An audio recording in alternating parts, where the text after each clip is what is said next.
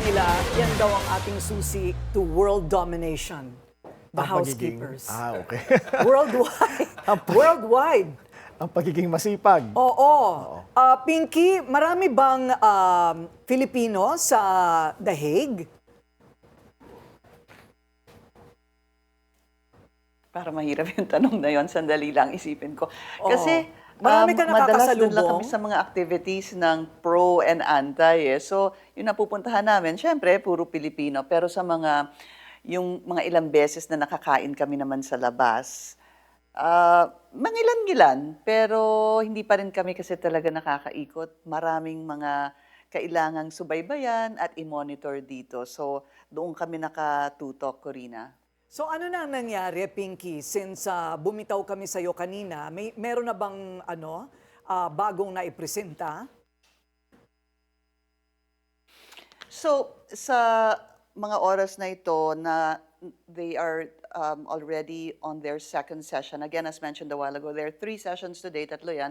Tapos na yung una, yung ikinwentok ni Kevin sa atin. Ngayon, nag-uumpisa na yung second session ng paglalatag nila ng ebidensya para palayain si dating Pangulong Rodrigo Duterte. Talagang ang pag-umpisa ng pagsalita pa lang ni Attorney Kaufman doon kanina, doon sa first session, Corina and Willard.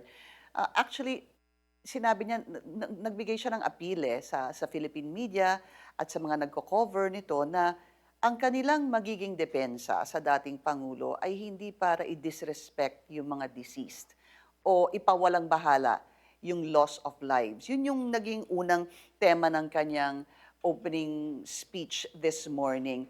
Ang sabi niya, lahat ng aming sasabihin ngayon ay batay lang doon sa inilatag na ebidensya ng prosecution kung saan plano nga nila at sabi nila, kaya nilang gibain. In fact, nag-umpisa yun sa mga speeches Buod talaga nito, Corina, Willard, yung mga speeches ni dating Pangulong Rodrigo Duterte kung saan ginamit ng prosecution, tapos ang sinasabi naman ng depensa ay sandali lang, hindi nyo naman ginamit yung ibang parte pa ng speech ng dating Pangulo. So, dyan nakasentro yung una, pagkatapos ngayon ay pag-uusapan na itong sinasabing ang crimes against humanity na take up na yan kanina at magpapatuloy pa. The second session happening now and the third session after lunch.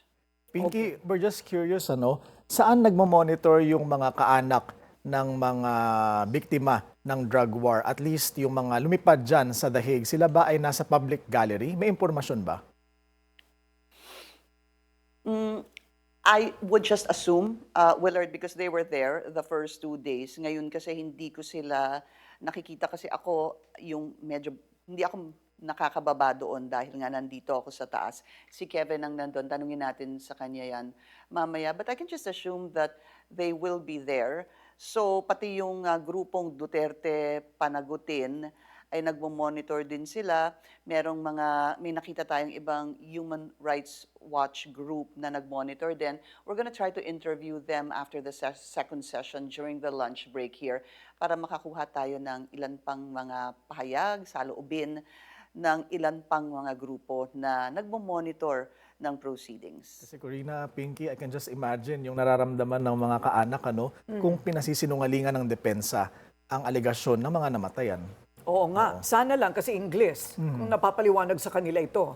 Dahil baka hindi naman nila masyadong maunawaan. Pero hihintayin natin, Willard, yung pagtatapos ng presentasyon ng lahat. So far, marami ang naririnig kong hindi na-i-impress sa depensa. Pero hindi pa kasi tapos. Maganda yan pag inisa-isa na nila ang mga charges. Yes, oo.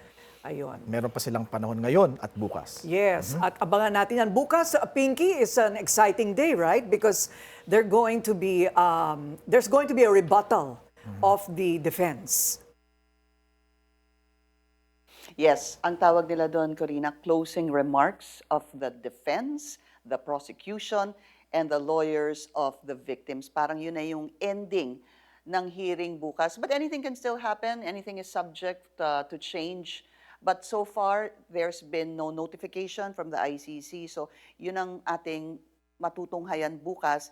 And then also, of course, Willard and Corina, yung Pinag-usapan natin isang araw o kahapon ba yon yung review of detention ni dating Pangulong Rodrigo Duterte kung saan winave na niya ang kanyang right para mag-appear doon sa hearing na magaganap din bukas, that's at 2 p.m. So that is separate from the hearing tomorrow na mag-e-end doon sa closing remarks. Exciting! So, abangan po natin yan mula sa The Hague, sa Netherlands bukas.